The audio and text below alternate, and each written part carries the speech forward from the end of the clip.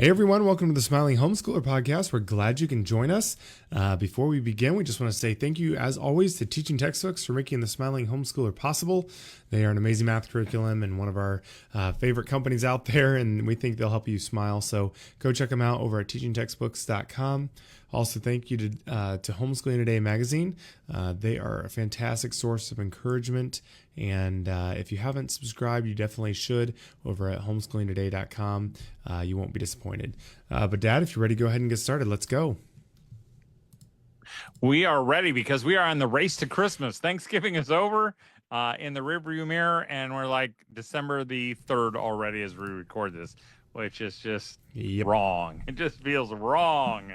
I mean, the weekends are just like little skipping stones to Christmas, and there are hardly any between now and then. So, hey, if you haven't gotten your Christmas products from us, like you haven't gotten the world's greatest husband's gift, like the You to Dad Daily Calendar, we have a special going on right now. You can get a calendar, which is a page-a-day calendar with lots of tips on how to be a great dad and great husband, and just encouragement. I get dads every year who write, you know, this is the one calendar I request, the one gift I request every year.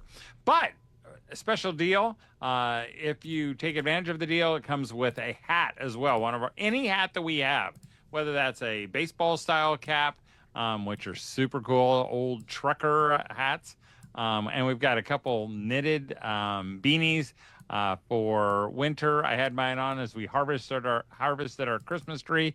Made me feel like a dad. It's an awesome hat. But any of our hats, special combo, look on our website right now and you can get that in plenty of time for Christmas. But or if you haven't gotten our To Bethlehem game, you'll want to take advantage of that. I know people tell me all the time, we've been putting it off for years, because we didn't want to pay the shipping. Well, you know what? I can't make the shipping any cheaper. So if you're putting it off because of the shipping, get it anyway. Or get the Family Man's Christmas Treasury, which are 8 original stories that all point to the manger and will become part of your family's traditions forever. So check those out at thesmilinghomeschooler.com. But Ben, we should just kind of jump into things because I'm tired. I was just at a basketball game and I'm ready to get going. But it was your idea. What were you thinking behind this idea? I don't know. I mean, it's just something we haven't talked about in a little while. And, obviously everyone eventually is going to have kids that are getting older. And even when they're little, I think it's important. But just the idea of how do you instill, I guess what people always call it, the good work ethic. How much, do you push them to maybe learn practical skills, whether that's something, helping around the house or doing certain chores or learning, how to use a drill or a hammer, or those kind of, work on a car, cook and clean and all those kind of different things. I mean, you've had a lot of different kids with a lot of different interests and bents. Obviously I know some of them have been, taking up more on that than others. Also, we could talk about how, not every dad or mom is geared the same way either, so they're not going to be into the same things. But overall, that was kind of the idea is how do you approach instilling these practical skills, that they're going to need for life, whether it's that, but also just in general, kind of problem solving, that kind of stuff. Right. So that's the topic idea for today. Well, I thought maybe, of course I knew what we were going to talk about. So I was thinking too, maybe we should define what are some of those skills that you think or that we think are important for our kids to know. Because again, the reason we have them do math is not so they can do math problems today, but so they can, they can function as an adult when they have to, have their own families, so they can balance their own checkbooks and solve problems, and cook or whatever, and do a quadratic equation, which that'll never happen. So, but same thing with the practical skills. What are some of the practical skills you think, that you want your kids to know later on? And maybe they won't all know it, like you said, in the same level. Yeah. But what are things that you'd like them to know? I mean, I think there are some basic things, this is more related to money, but since you mentioned it, but I do think understanding like what a budgeting means, how that works, Obviously it's not super complicated, but there's still, that's totally a new concept for so many people. Maybe some basic idea of what is, retirement plan, or what are just, some basic, money related things. What's interest, or, the idea of like a mortgage, some of those basic things, which, I think, we've even talked about, some of our siblings have done, kind of a business math / practical math kind of later on in high school. But I think some of those are super helpful. And I know a lot of people I talk to often, friends and people my age range, that just felt completely like, not homeschooled, but just in general, just blindsided by all of the practical financial things of the world. And I think that's really, really helpful to know. So that's, well, I will tell you, if some of you are already starting to worry, I have no practical financial skills. I married way above my pay grade. That's the other option. My wife loves it. So make sure they marry someone who's smarter than they are, or at least fills in the gaps. I really, some of the practical skills that I want my kids to learn, and I was thinking about Jed today. I just wanted him to be able to make his own nachos for lunch. Today he was like, "Mom, can you make nachos for me for lunch?" And I'm like, "You're kidding me." He goes, "I don't know how to do it." And I'm like, my goodness. What do you think? It takes rocket science? And it was just like, it was almost comical. He said, "So you put it on the chips. What if I only have Doritos?" Well, Doritos work. Yeah, Doritos work. They might even make it better. Well, what do I do next? You just take the chicken and you put it on top of there. What? Well, then what? And then you put on the cheese. He goes, "What kind of cheese?" And I'm like, and I just like, we're letting our kids down. So don't assume they know anything. That's right. Like I thought, a skill that all kids should learn is how to fold a fitted sheet.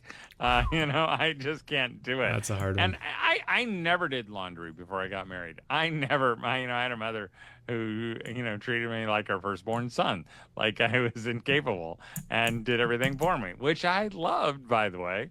But there were other things that probably I needed to learn. But I think Ben's got a good point, because there are certain things we want our kids to do.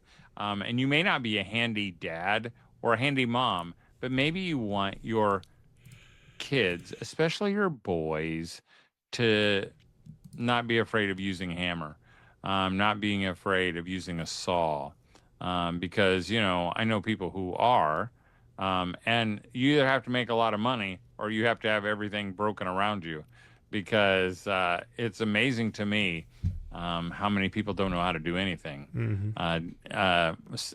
Ben's brother Sam, his wife, his father-in-law is a handyman, basically.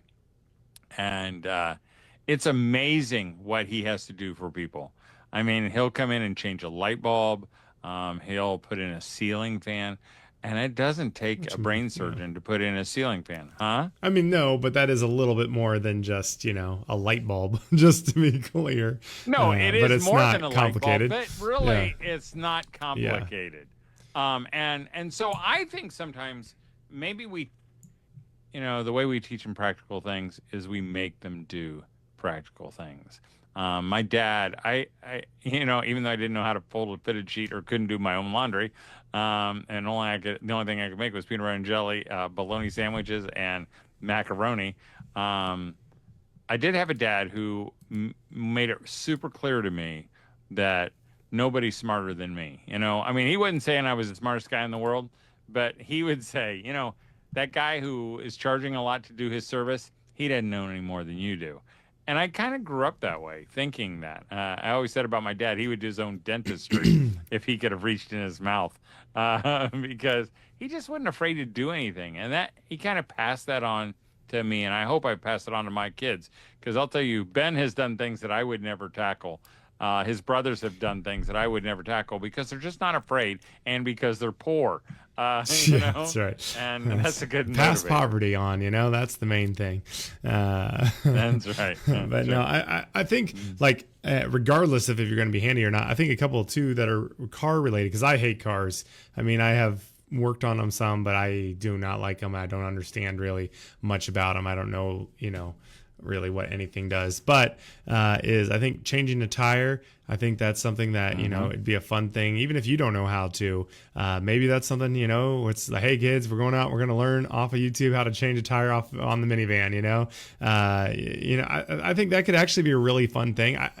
Like we talk about all the different, the boring and not fun things to do in school. I think it wouldn't be a terrible idea just to even like learn what some different tools are or different drill bits, or maybe it's something like, but yeah, changing a tire. I also think, and this is not just boys, this can be girls, but is how to jump start a car. I think that's another one that can be really dangerous if you don't know what you're doing, or at least cause damage. There's a lot of funny YouTube videos of people don't which side goes on which, and can do some serious damage. But again, it's not hard. No, it's not difficult. It's just black, you just gotta. Red on red. And that's really the core is really just problem solving, being able to think through something, look at it, not be afraid of it, and kind of think through it a little bit. That's tough. I mean, not every kid's gonna be just an incredible problem solver. There's a lot of things that just. But again, you don't have to be mechanical to be able to change a tire. And the reason you want your kids to be able to change a tire, and your daughters, is that in case they get stuck somewhere. Now, cell phones have made it a lot easier, but I know my nephew, he was leaving our house one time and he had 2 flat tires at the same time. And my brother said, call Abe. Abe is my son. And he said, Abe will take care of you. And Abe drove an hour to go find him, and he took his tools and he changed them both, and he took care of it. And again, not that he couldn't have done it, because 2 flat tires is harder because you don't have the tires with you. But sometimes you at least have to know where to start looking. Jump starting a car. I remember one time a single mom, maybe I've shared the story before, a single mom called me up. I was a pastor at the time, and said, hey, my son, Steven, his car is dead, and he needs to could you go over and jumpstart his car? And I said, I can't, because it's, 30 minutes away. I can't get there right now. I just can't. But I said, have him put up the hood of his car. He was in a CVS parking lot, and ask somebody to jumpstart him. And she goes, he doesn't know how to do that. I said, that's okay. Have him put up the hood of a car and ask someone, say, hey, I don't know how to jumpstart a car. Could you help me? And she goes, I don't think he has jumper cables. And I said, that's okay. Have him put up the hood of the car. Ask someone, do you have jumper cables? I don't know how to. I said, and I went on, and it just kept going on and on. And she goes, but that'll be scary. I said, he'll be fine. I said, and when he gets home, he'll feel like he fixed his car. And about a few days later, I see this mom, and I said, how did it go with your son? She goes, oh, I just called someone else to do it. And I think she missed an opportunity that she should have let her son struggle just a little bit. He was a high teen. He was probably 18 or 19. And he would have felt good, and he would have learned a really valuable lesson. But I think sometimes moms don't want our kids to struggle. So we short circuit what they might learn, because really, all these things, and I made a list, of, laundry and computers. I think our kids should know how. Yesterday, Sam was down in my office, and he said, hey, Dad, let's switch out your computer. And Ben was going to do it. And he said, oh, we could put a graphics card in it. And I'm like, in my head, I'm thinking, are you sure you should be doing that? And he opens up the side and goes, oh, it's real easy. And I'm like, and I was scared because I've never looked inside a computer. I assume that if you open them, you break them.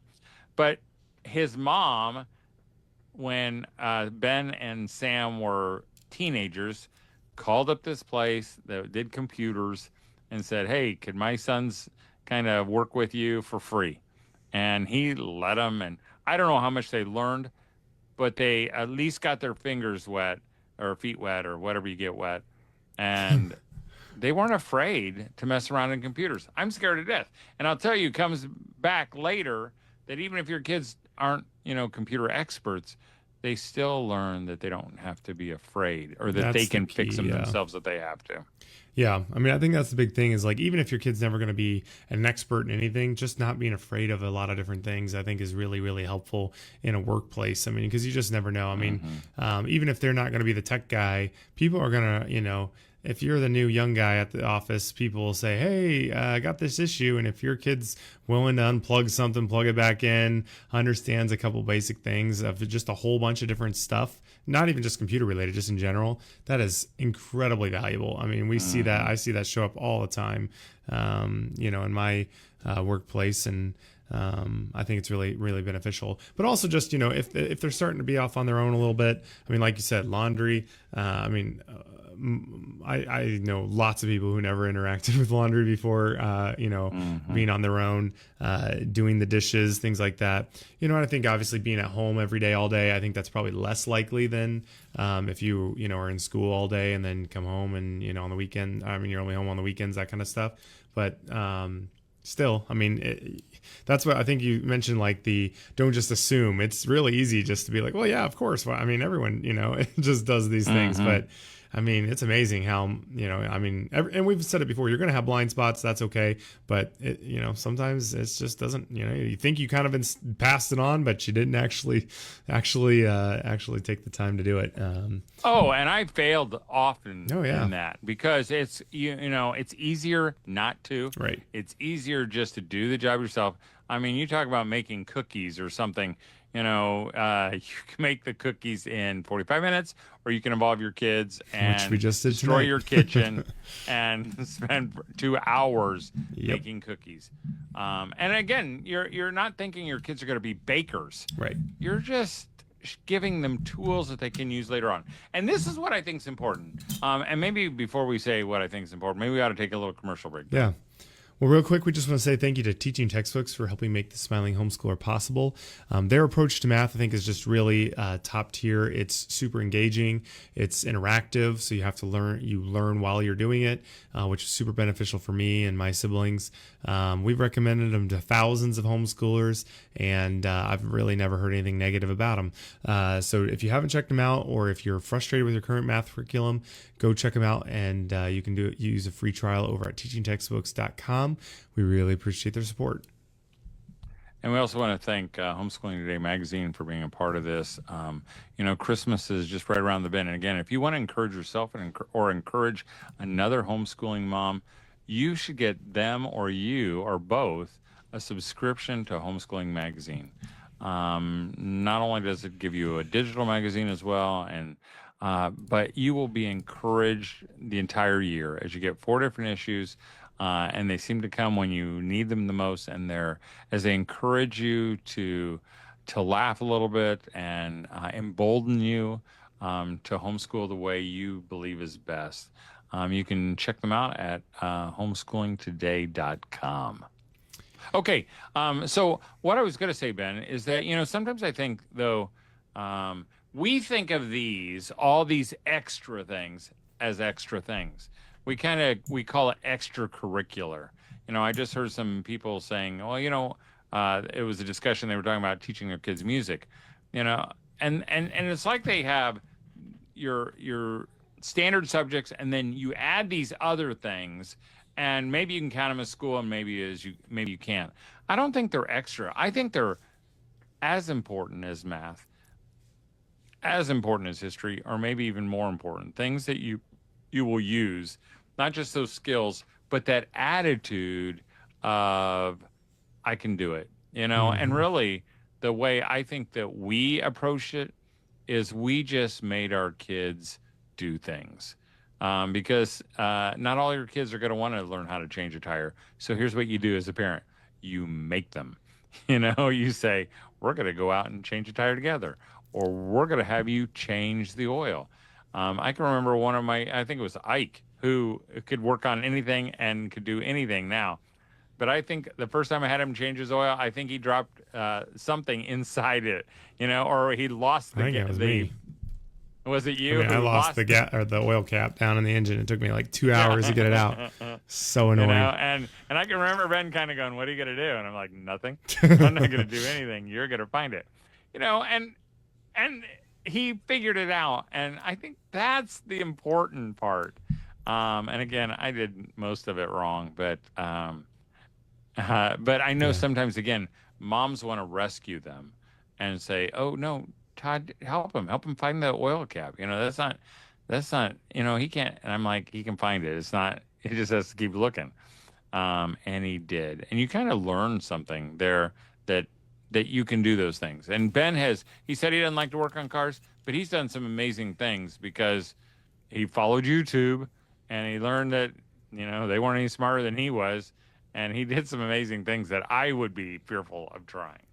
I don't know about that, but it is, I mean, yeah, the I can do it is a huge thing. And it's tough, but I've worked with people who have the opposite of that, where they just instantly hit something and they're just like, I just can't do it, And obviously, like your young kids, my kids do that all the time. They say it all the time.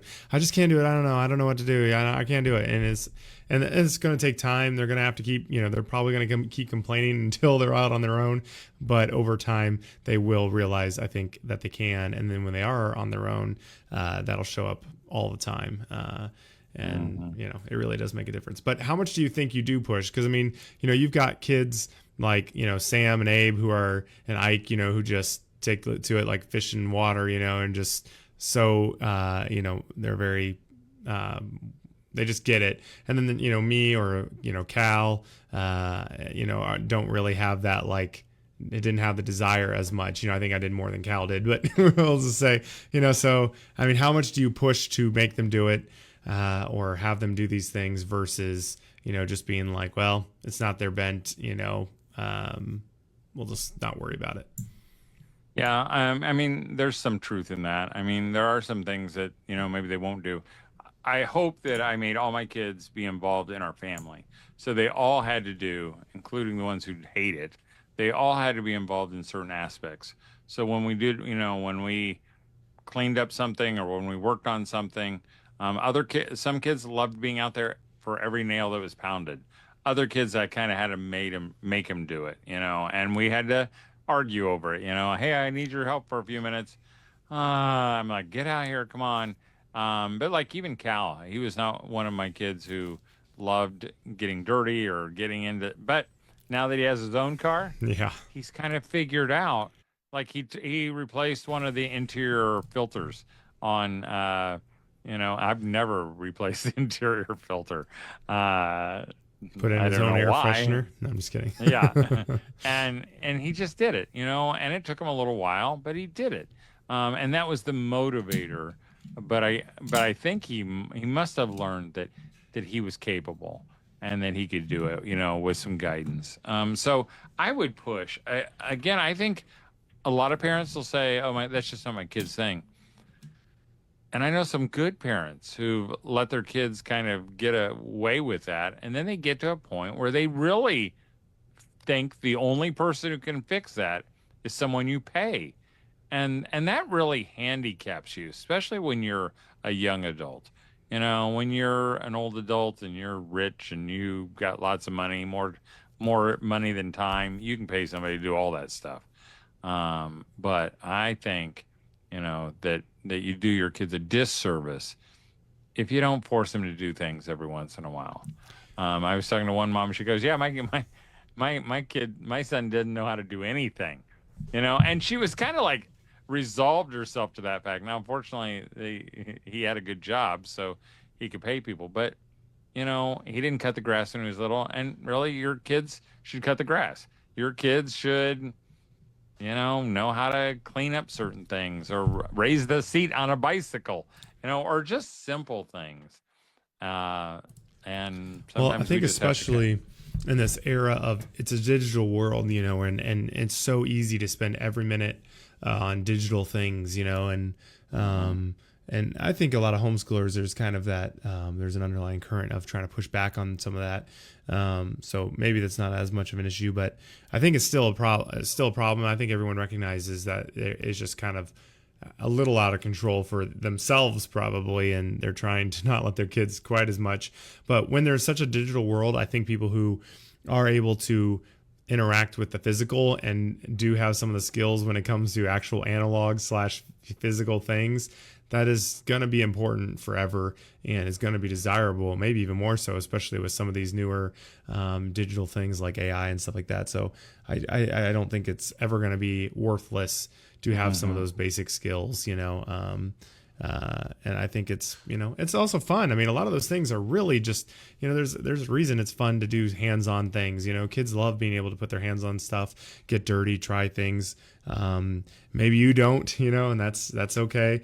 But like Dad said, that might be a great opportunity for a co-op, or maybe friends, if you know someone who, has a farm or has, a mechanic shop or whatever, who'd be willing to maybe let your kids, or show them how to change the oil or something like that.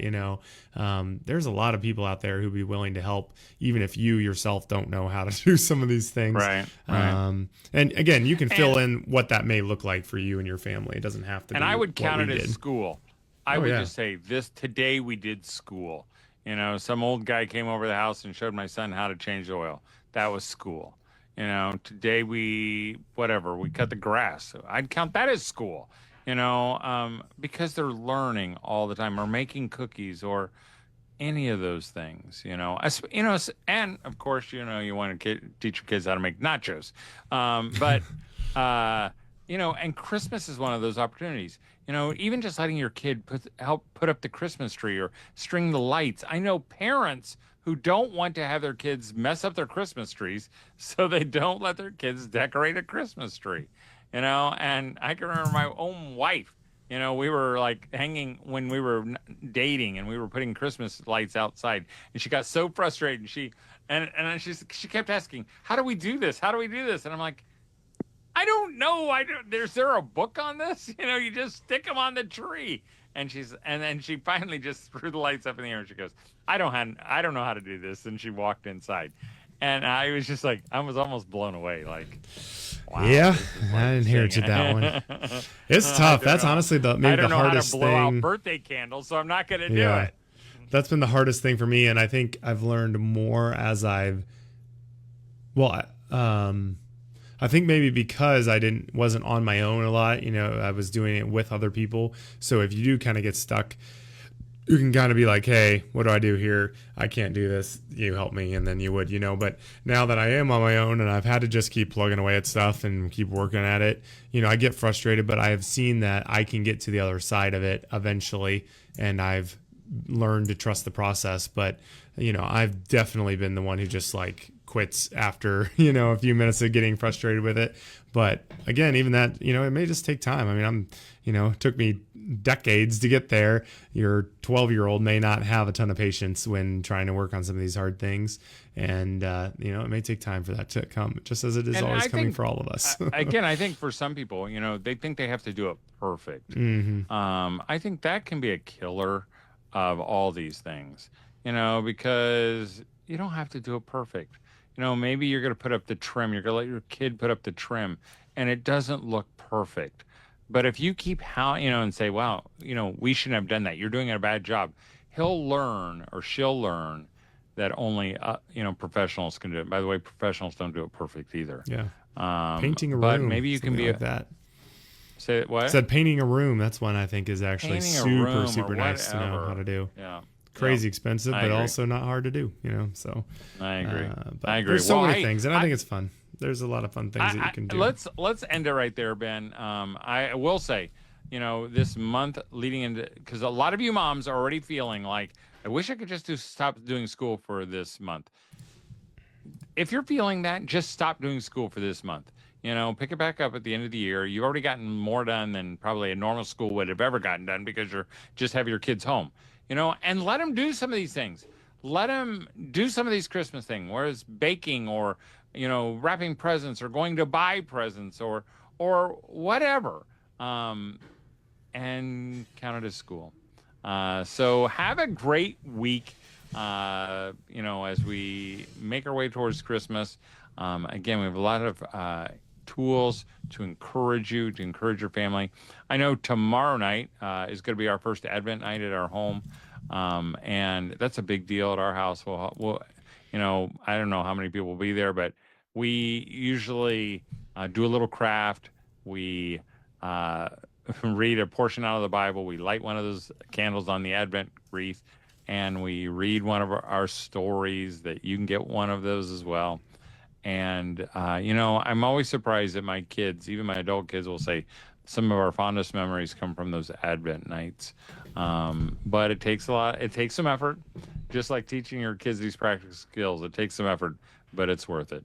So have a great week. Do something Christmassy. Get some candy canes. Watch your favorite Christmas video. By the way, this is a little plug, Ben. I don't know if you can put this in the comments below, but maybe you could put a link to our Wonderful World of Disney podcast, because we just talked about Christmas movies. And I think we mentioned every possible Christmas movie there was.